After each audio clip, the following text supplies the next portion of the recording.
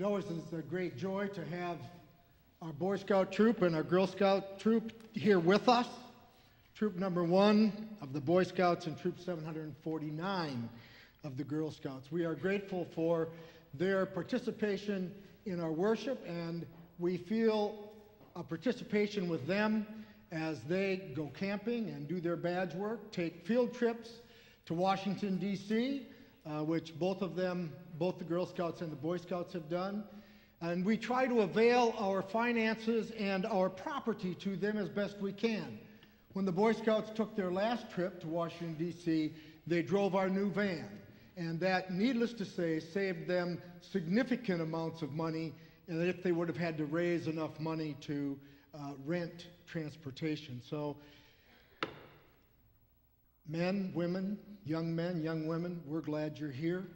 Thank you for being with us today, and thank you for being Scouts.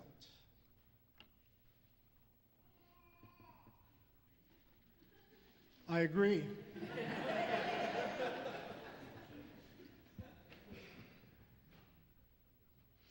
You have heard it said to those in ancient times. If we hear those words, we can almost be certain that what follows will be a repudiation of whatever it was that was said in ancient times. Most often, I think we anticipate that the speaker will refute those ancient understandings with something more enlightened, more up to date, for we certainly know more than then. But when Jesus says those words, we'd better stay awake, because he may very well do something altogether different. For the people of Moses, those Hebrews who had been wandering in the wilderness for 40 years, they would hear these ancient words for the very first time. These words were fresh in their minds. They were words of encouragement, and they were words on which to build a nation. Their 40 years of wandering had come to an end. The people were standing on the brink of the Jordan River, ready and waiting for Moses to lead them into the promised land. But Moses knows he will not be crossing over. So the words that he says here may well be the most important words he has ever spoken. They are his last will, his last hope, his final testament. It is his final blessing and his final dream for the people who have so often vexed him as well as made him proud. Yes, they had complained a bit. Well, actually, they complained a lot. They wanted water. Water gushed from a rock. They wanted food. Manna covered the ground 6 mornings a week. They were tired of manna and wanted some meat. So flocks of quail appeared to satisfy their desire.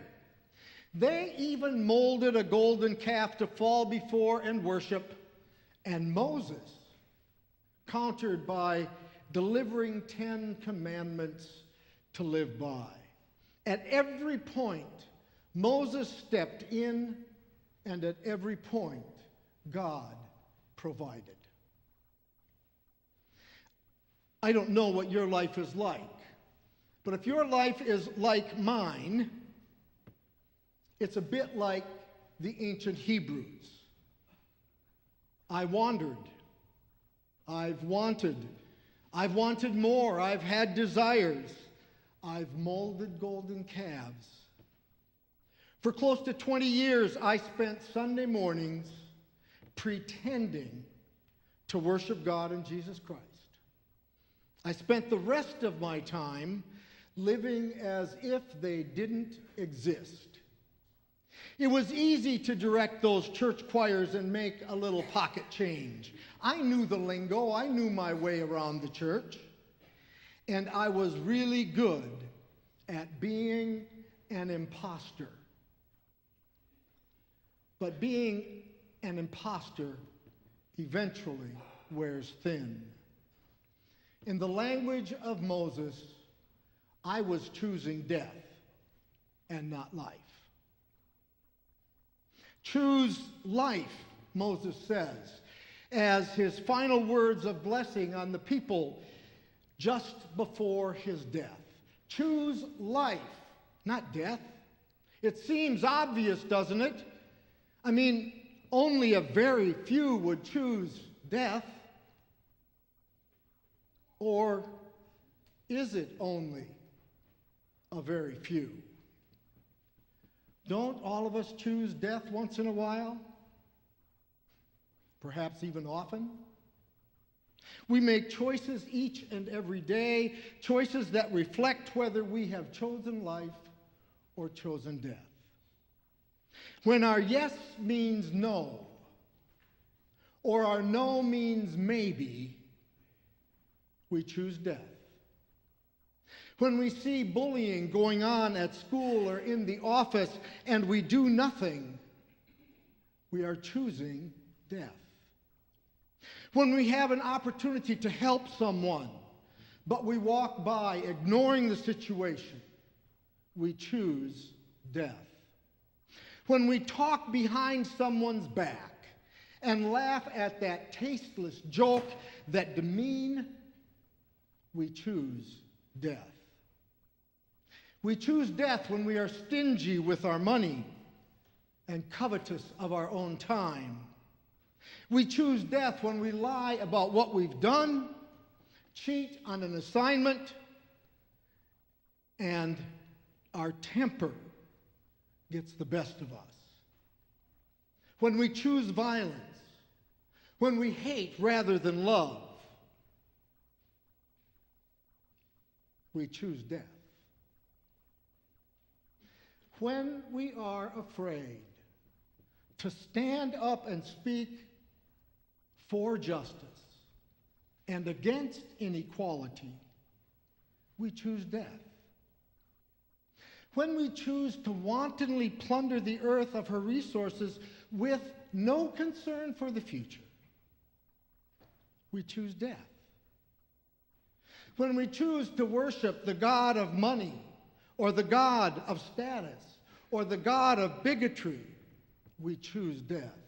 You see, choosing death is not a one and done kind of a thing. It's a daily litany of decisions, right down to the purchasing of food and the choosing of friends. So, how do we choose life? I mean, we aren't standing on the edge of the Jordan River, and I'm not Moses. But Moses says, choose life by loving God and walking in his ways. And Jesus says, we choose God, choose life, by loving God and our neighbors as ourselves. Moses says, keep God's commandment like you shall not murder. Jesus says, just being angry, spewing insults, calling names is choosing death rather than life. Moses says, don't swear falsely. But Jesus says, don't swear at all. Just let your yes be yes and your no be no. I don't know what kind of a family you grow up in, but in my family, yes meant maybe meant no, and no meant no.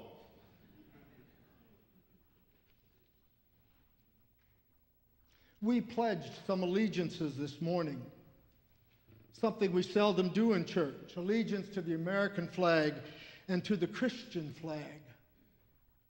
I'm pretty sure none of us needed those printed words for the pledge to the American flag, but I'll bet that almost all of us needed the printed words in order to pledge to the Christian flag. I wonder, what does that say about our allegiances? Are we more Americans or more Christians? Are we more inclined to follow the teachings of Jesus or the teachings in the Bill of Rights? Are we more inclined to follow the letter of the law or the intent of the law? The idea of choosing life is a no-brainer. I mean, who wants to choose death? And that's the key. Choosing life is a no-brainer because it's a decision of the heart. Whenever our head says one thing and our heart says another, it is a life and death decision. When choosing ourselves means we cannot choose to help others, it is a life and death decision. How we use our time, how we use our money, what we feast our eyes on. Is our heart hardened by the ever-present gods of this world, or is our heart softened by the love of God in Jesus Christ for this world? Moses wasn't much of a storyteller. Moses was a lawgiver. Jesus, on the other hand, wasn't much of a lawgiver. Jesus was a storyteller. There once was a man traveling from Jerusalem to Jericho. On the way, he was attacked by robbers. They took his clothes, beat him up, and went off, leaving him half dead. Luckily, a priest was on his way down to the same road, but when he saw him, he angled the cross to the other side. Then a Levite, religious man, showed up. He also avoided the injured man.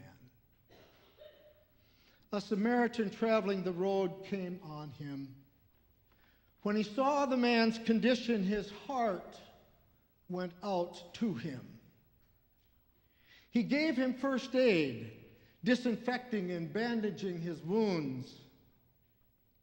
Then he lifted him onto his donkey, led him to an inn, and made him comfortable. In the morning, he took out 2 silver coins and gave them to the innkeeper, saying, "Take good care of him. If it costs any more, put it on my bill. I'll pay you on my way back." What do you think?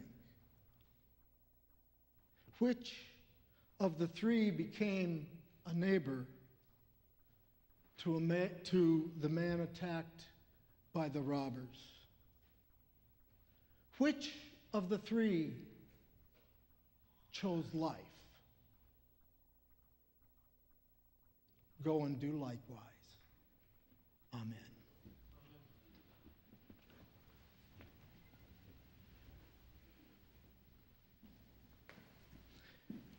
Our hymn of discipleship this morning is number 536 in our chalice hymnals.